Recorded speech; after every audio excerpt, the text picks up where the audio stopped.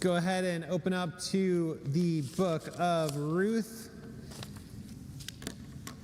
This is on page 278 of the Pew's, the Bible. The Bible's in the pew in front of you, 278. We started a short series on the book of Ruth last week, and we continue on this morning. So in chapter 1 of the book of Ruth, we learned that there was a woman from the area of Bethlehem in Israel named Naomi, who went with her husband and 2 sons to the land of Moab because there was a famine in Israel. And while they were there, Naomi's husband died, and her 2 sons, married Moabite women. After 10 years in Moab, her sons also tragically died. Naomi heard that there was food again provided by God in Israel, and so she decided to return home. And she started her journey back to Israel with her 2 daughters-in-law with her, but then kind of had a second thought for their behalf. In her mind, she told them to return to their own land because it would be better for them, easier for them than to come with her back to Israel. So one daughter-in-law ended up listening to her after some initial objections and did return to Moab. But the other one, Ruth, clung to Naomi and went with her to Israel. Last week we talked about the loyalty, sacrificial love, and faith that we saw in both Ruth and Naomi. So while there was food back in Israel, in the land of Israel, there was no food specifically for them, for Ruth and Naomi. And so it's kind of with this problem in mind that we begin chapter 2. How are they gonna get fed? They had been gone from Israel for 10 years. While there was some land that the husband had, it would not have been cultivated in that time, and so they had no food. I said I would show you a map last week, and I forgot it last week, so here it is this week. So this is the area of Moab. That's the land of Moab. Right around here, it's not the best map in the world, but all of this kind of greenish part is what Israel occupied during the time of the Judges, which is what we talked about last week. And right up around here is Jerusalem, and Bethlehem, where they were from, is a short distance away from there. So basically it was kind of traveling from there down into the land of Moab. So let's start chapter 2 in verse 1. Says, "Now Naomi had a kinsman of her husband, a man of great wealth." This word for, a man of great wealth, someone who was an honored person, a dignitary type person, a property owner perhaps, someone who was distinguished. And this person was of the family of Elimelech. Elimelech was Naomi's husband, and his name was Boaz. All right, so the narrator here is speaking to us. Ruth, at this point, does not know that this man exists. So as the readers, we're given a little bit of a heads up that God seems to have something in mind here. God has got something planned here. So we talked about last week how Naomi had no other sons, and so she had nothing to offer her daughters-in-law. But when we hear about this man Boaz, who is a kinsman of her husband, then it kind of brings a little bit of hope into the mix. Like maybe there is this person, maybe there's someone out there who can be of some help to them.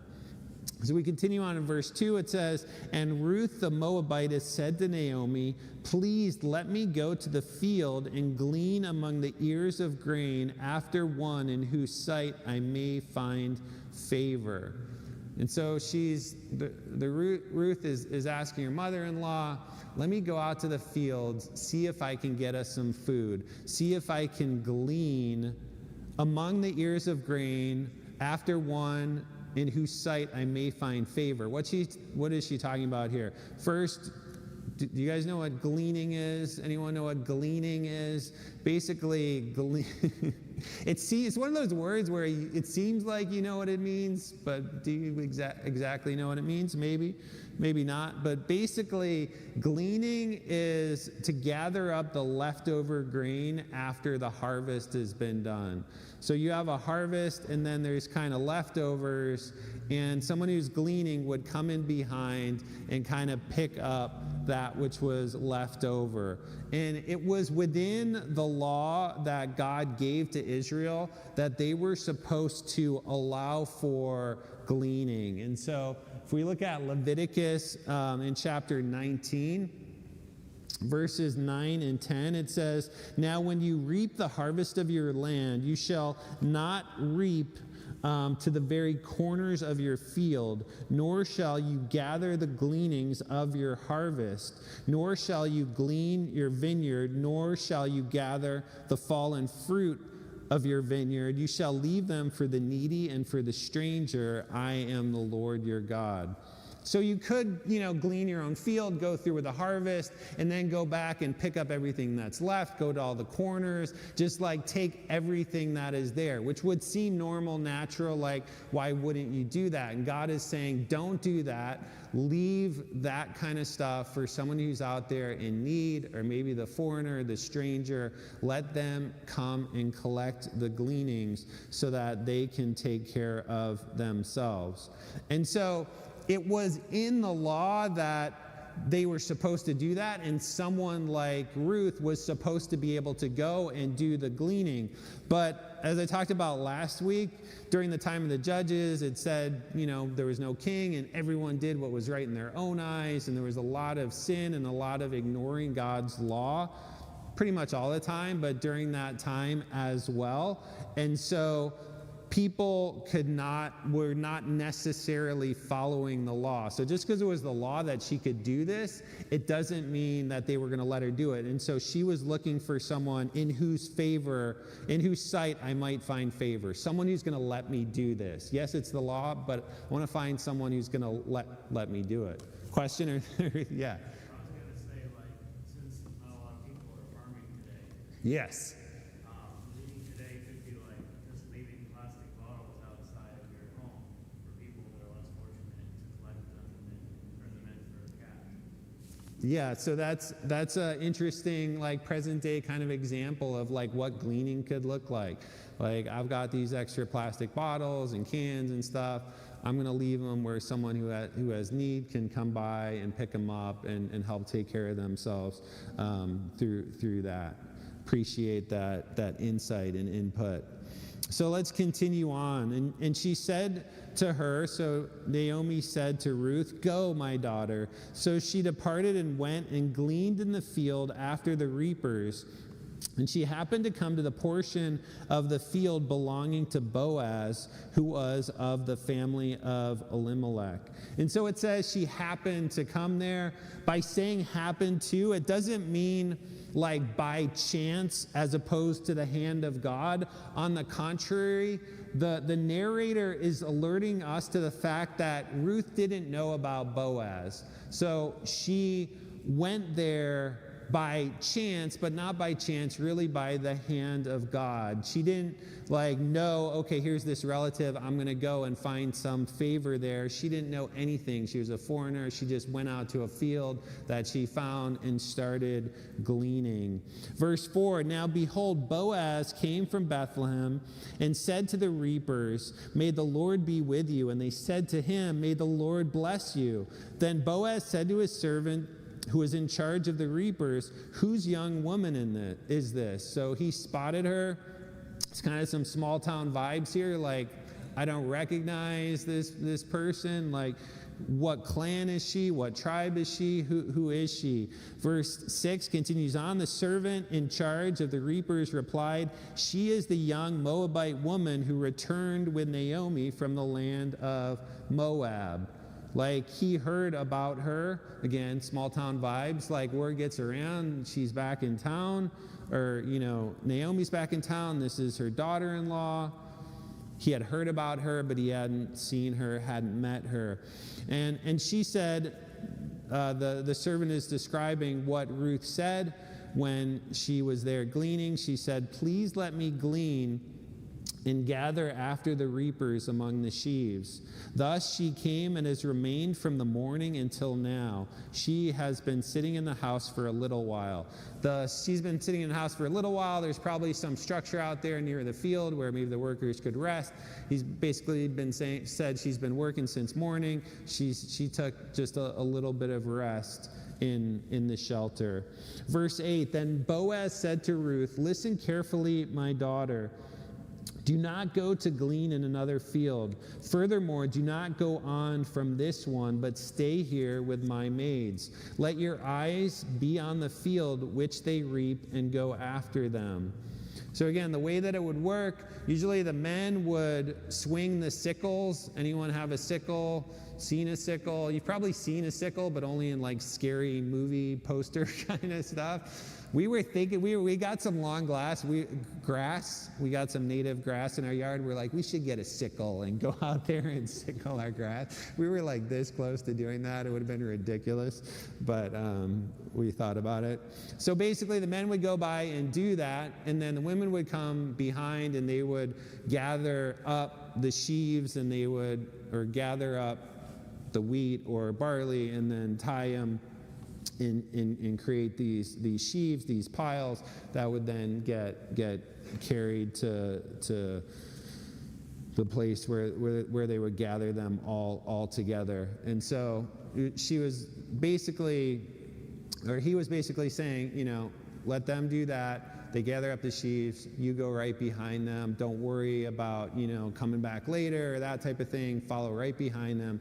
Gather up as much as you can. Continues on and says, indeed, I have commanded the servants not to touch you, not to give you any bother. When you are thirsty, go to the water jars and drink from what the servants draw. Then she fell on her face, bowing to the ground, and said to him, why have I found favor in your sight, that you should take notice of me, since I am a foreigner? Boaz said to her, all that you have done for your mother-in-law after the death of your husband has been fully reported to me, and how you left your father and your mother and the land of your birth and came to a people that you did not previously know. May the Lord reward your work, and your wages be full from the Lord, the God of Israel, under whose wings you have come to seek refuge. Then she said, I have found favor in your sight, my Lord, for you have comforted me and indeed have spoken kindly to your maidservant, though I am not like one of your maidservants. At mealtime, Boaz said to her, come here, that you may eat of the bread and dip your piece of bread in the vinegar. So she sat beside the reapers and he served her roasted grain, and she ate and was satisfied and had some left. When she rose to glean, Boaz commanded his servants, saying, let her glean even among the sheaves, and do not insult her. Also you shall purposely pull out for her some grain from the bundles, and leave it, that she may glean, and do not rebuke her. So she gleaned in the field until evening. Then she beat out what she had gleaned. In other words, to separate the grain from the chaff. She gathered it up, then she separated out the grain, and it was about an ephah of barley, which, for you who do not know how much an ephah is, it's about a half to 2/3 of a bushel. So now, if you guys don't know what a bushel is, come on. All right. There's about 30 to 50 pounds worth of barley. that she was able to collect there. This is enough grain to last Ruth and Naomi for several weeks, just in that one day. Verse 18, she took it up and went into the city, and her mother-in-law saw that what she had gleaned. She also took it out and gave Naomi what she had left after she was satisfied. In other words, remember, she had lunch. She was satisfied. She had some leftovers. She saved it. She brought it to Naomi. Verse 19, her mother-in-law then said to her, "Where did you glean today, and where did you work? May he who took notice of you be blessed." So she told her mother-in-law with whom she had worked and said, "The name of the man with whom I worked today is Boaz." So we already know that, but the word Boaz is actually kind of saved to the end of the sentence there, and a little bit of creating a little bit of drama in the mind of Naomi, like, who is this? And dropping that name at the end would have maybe given Naomi like hope for the first time in a really long time, as she hears that name and realizes this is one of our kinsmen, and seeing the kindness that he showed her. In verse 20, again, it says, Naomi said to her daughter-in-law, "May he be blessed of the Lord, who has not withdrawn his kindness to the living and to the dead." This phrasing is kind of interesting, not withdrawn his kindness. And I think it hits a little bit different than like, may he be blessed who was kind to you.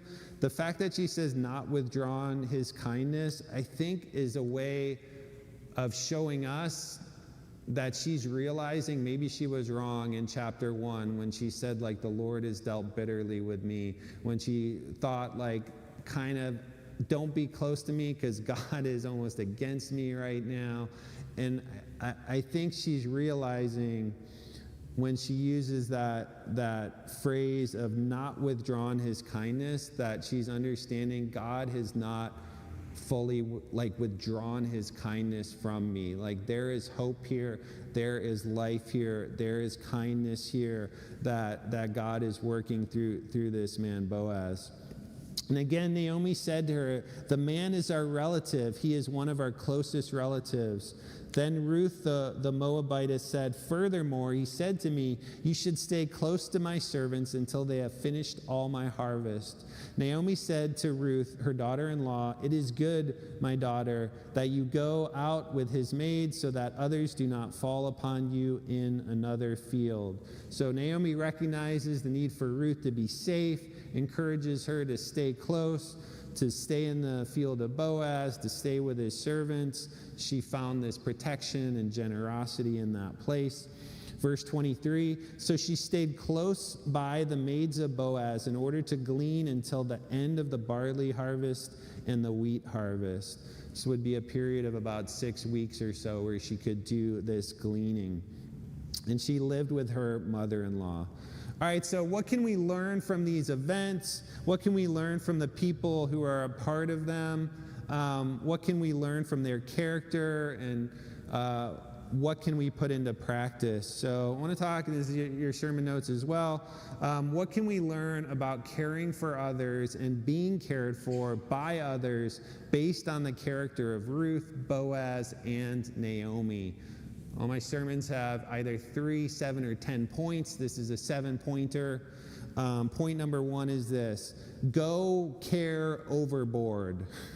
This is really about not doing the minimum when it comes to caring for others, to go beyond that which is expected. Like in verse 8, when we see, then Boaz said to Ruth, "Listen carefully, my daughter. Do not go to glean in another field.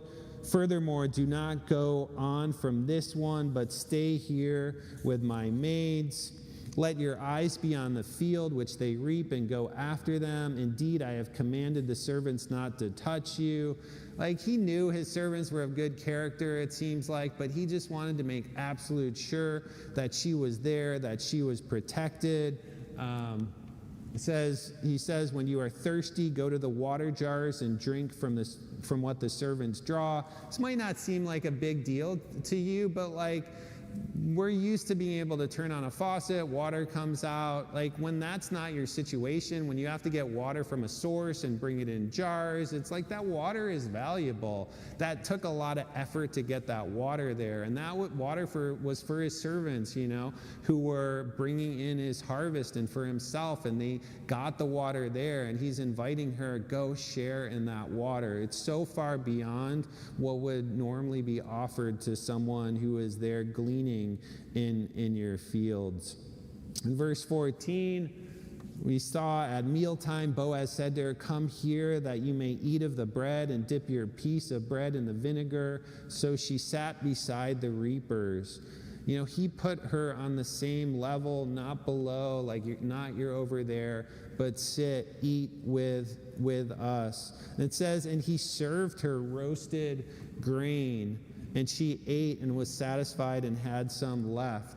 Like, he himself cooked, he himself served her. Then it says, when she rose to glean, Boaz commanded his servants, saying, let her glean even among the sheaves. In other words, don't make her wait until they take the sheaves away back to the gathering spot. Let her go amongst the sheaves. Don't be like, oh, you're getting too close. Don't insult her. Do not insult her. Also, you shall purposely pull out for her some grain from the bundles and leave it that she may glean. Purposely take some out to put in front of her that she can pick it up. And it says, and do not rebuke her. So it's don't insult her, don't rebuke her. Do this kindness and don't look down upon her as though she is something lesser. Because that can be a temptation too, when we're trying to help people of yes, I'm helping you and you're over here, you're down, you're lesser in some way, kind of insulting the person, if not with a mean word or something, just in our own thought, somehow I'm above this person I'm serving. He's making sure don't make her feel as though she is somehow lesser than the rest of us. So this tremendous kindness is displayed. Is an example to us to have that kind of care overboard. It comes from a heart of generosity. And I think that heart of generosity comes from knowing that what we have is from God and for God. In verse 12, Boaz is speaking to Ruth, and he says, may the Lord reward your work and your wages be full from the Lord, the God of Israel, under whose wings you have come to seek refuge. And I think this is such a cool line, because he's saying, may the Lord reward your work and your wages be full from the Lord. He owns all of this stuff from a human perspective. And he could have said, what I have done for you. And he says, this is what the Lord has done for you. Let him reward your work. You sought refuge under his wings, and he sees what he's offering as not his own, but from God and for God, that it is God that is taking care of her.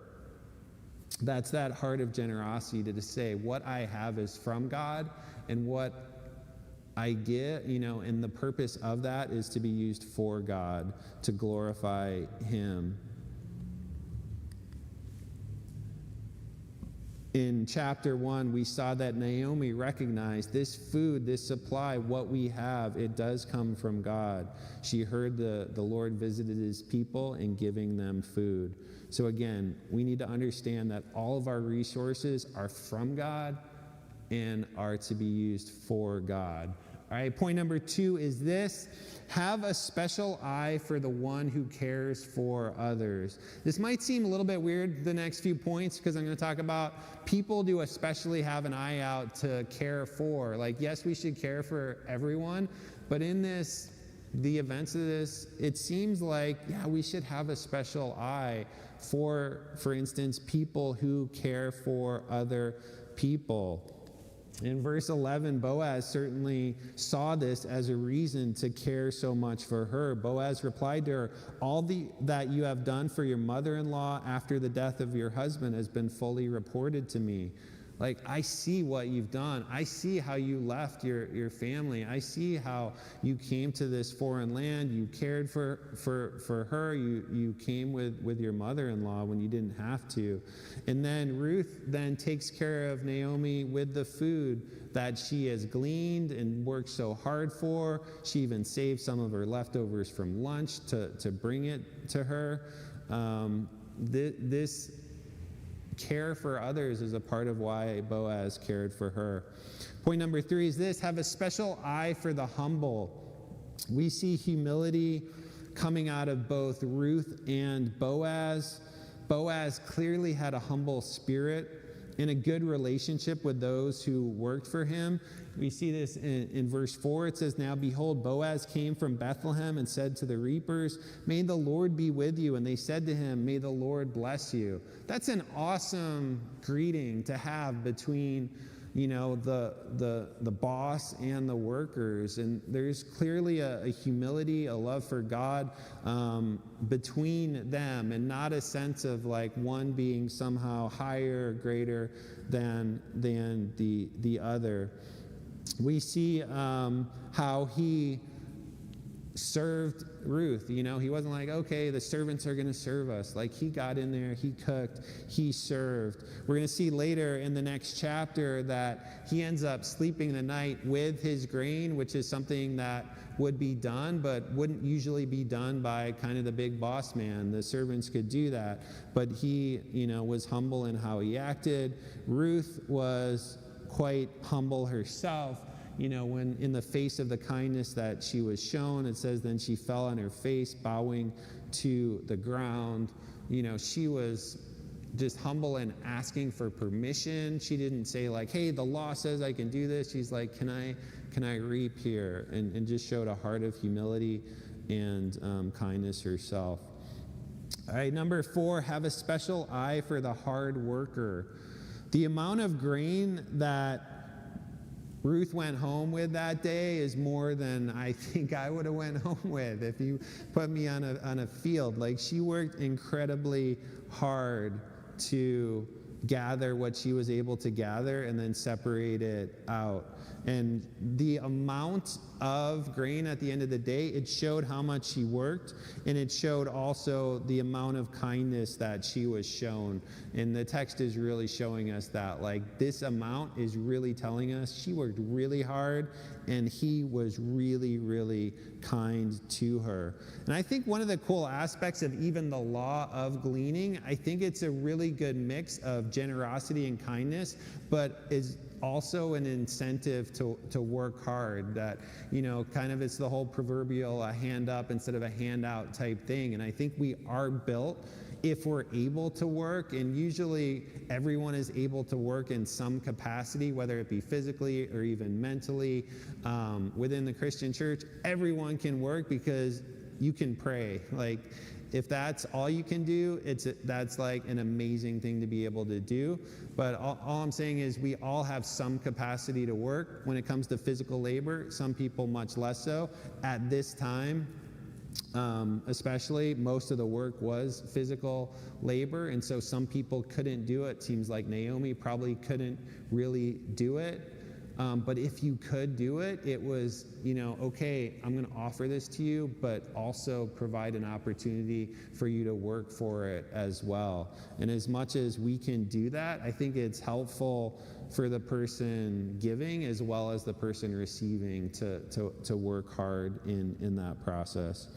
All right, number 5 is this. It's not that you can't ever give someone a handout, and there are some times where that person needs it in that moment. So I'm not trying to say that can never happen. Sometimes it can be a huge blessing or even a jump start, but also providing the opportunity to work can be really powerful and important too.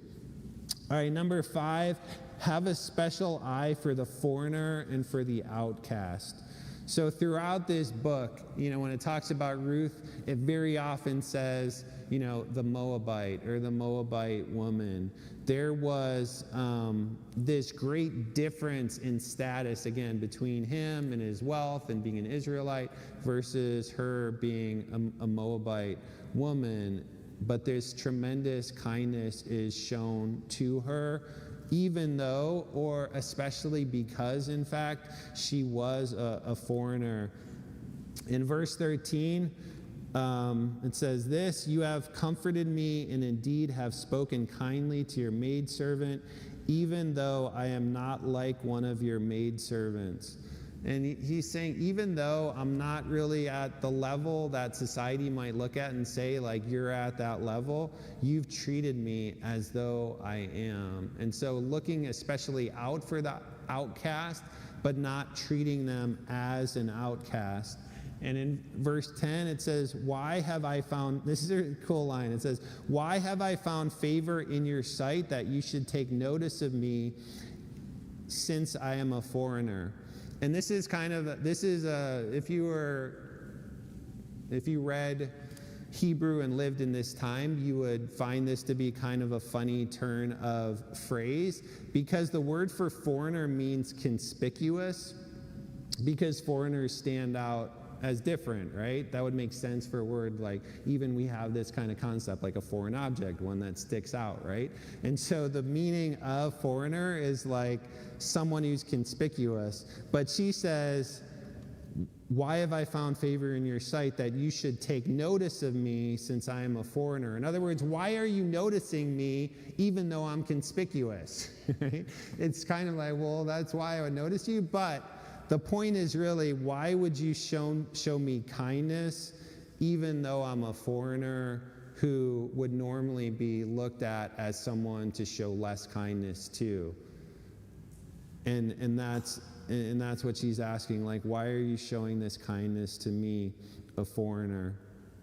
And that is what we should be doing, is looking out for that person who is the foreigner, who is the outcast, to show that special kindness to.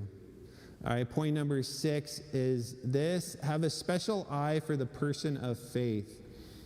We saw the faith of Boaz in the greeting that he had with his workers, and we see the faith of Ruth. And I think this is another reason, again, that Boaz blesses her, is because of her faith. We see this in verse 11 where it says, "And how you left your father and your mother and the land of your birth and came to a people that you did not previously know." This is a part of the reason that he is giving to bless her. How you left your father and mother in the land of your birth and came to a people that you did not previously know. So this speaks to her being a foreigner, yes, but it also speaks to something else. Does this happen to ring a bell with anyone? You left your father and your mother in the land of your birth and came to a people that you did not previously know. Yeah, I was going to ask the whole crowd. No one else heard it, but she said it. Does anyone else? Does someone come to mind? All right, well, I'll go with... It says you must leave your root mother. Well, that's an interesting one in the New Testament. I was thinking of someone back in the Old Testament, which I'll go with what Heather said, which is Abraham. And it's, I think, entirely purposeful that this language is used to bring to mind what Abraham did. In Genesis 12:1, it says, "Now the Lord said to Abram, go forth from your country and from your relatives and from your father's house to the land which I will show you."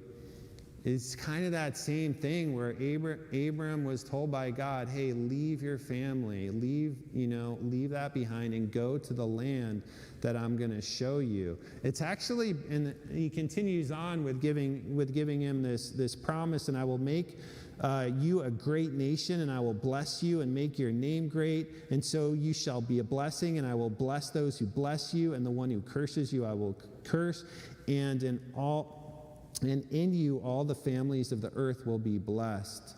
And again, this sort of speaks to Abraham being a foreigner too, and how God would provide the opportunity for relationship with him and for blessing to all the nations of the earth. It's really in taking yourself again back to that time, it's really stunning that a Moabite woman would be compared in this kind of literary way with Abraham, basically the great patriarch of Israel. To have that same language used of a Moabite woman is extraordinary. And it gives us an insight to how the faith of Ruth was seen by Boaz, by God, for him to do that, to use that kind of language. And Boaz also recognizes that what she did was she followed the God of Israel, and it says, under whose wings you have come to seek refuge. You know, Boaz recognized Ruth's faith in the God of Israel, and he uses this beautiful metaphor of a baby bird seeking refuge and protection under the wings of the mother bird. And it's reminiscent of Deuteronomy 32 that uses this imagery as well. It says, for the Lord's portion is his people. Jacob is the allotment of his inheritance. He found him in a desert land and in the howling waste of a wilderness. He encircled him. He cared for him. He guarded him as the pupil of his eye. Like an eagle that stirs up its nest, that hovers over its young, he spread his wings and caught them. He carried them on his pinions. The Lord alone guides him, and there was no foreign god with him. So it gives that same imagery and language of that bird that spreads out its wings to protect. And Boaz recognizes that of Ruth, that is what she has done. Brings to mind the imagery of that is what Israel did too, or was supposed to do, with seeking refuge with God as the one protecting. And also it speaks to how it also just speaks to how Ruth put herself under those wings. And the last line here is true of her as well, that she put away the foreign gods, right? She left the gods of Moab, and she was to be guided only by the Lord, only by Yahweh. In the previous chapter, we saw how she said to Naomi, your God is going to be my God. She left all the foreign gods behind, and she chose the true God. And Boaz recognized this faith. He wanted to encourage this faith, and it was part of the reason he showed this kindness to her. All right, finally, last point is this: be thankful. Be thankful that you can give, and be thankful for the one who gives to you. Again, everything we have is from God, and everything we have is to be used for God. I think one of the things that's really cool in this is we didn't really talk about Naomi much in this chapter, but we'll end with this verse that says, Naomi said to her daughter-in-law, may he be blessed of the Lord, who has not withdrawn his kindness to the living and to the dead. And so she's, speaking of Boaz, and what she says is, may he be blessed by God. And I think something that we don't always do is when someone does something nice for us, shows kindness to us, we say thanks for it, and we are thankful for it, which is great. And a thing that they did here, which is something that happens in Ghana a lot when we go there and we notice, is that if you do something for someone, they don't just say thanks to you, they also seek God's blessing on your behalf. May God richly bless you for what you have done for me. And I think that's just such an awesome thing that I think I forget, where someone does something to me. It's like, oh, I'll thank you, but also recognize, like, ultimately that's a blessing from God, and seeking blessing on that person's behalf as well. So I just pray that the character of the people in these events would inspire us, that we would have that type of mindset, that we would care for people this kind of way. I love, again, that imagery of God as the protector, the provider. I love how Boaz, did all of these great things, but viewed it as him showing God's love to this person, and that's the mindset I hope that we have too. And you can see the impact on Naomi, the impact on Ruth for experiencing this kindness. And you never know, like, the difference that you can make, even with like a small bit of kindness, when someone has maybe felt like an outcast or a foreigner or something like that, and you treat them as an equal. You show overboard kind of kindness to them when they need something. Like, that can make an impact on someone's life, even to the point of just giving them that bit of hope to get going with. Along those lines, something that you guys did yesterday, who helped volunteer, and Heather and Heike put a lot of work into setting it up, was these care packs that they put together, and they're really awesome things. And those who came to Thanksgiving Fest helped bring those together and put those together, and there's some in the boxes in the back there. And the idea, and the kids like drew cards in them and stuff like that, to not just give a little bit of physical kind of help in those things, but also just a sense of just joy in there and encouragement.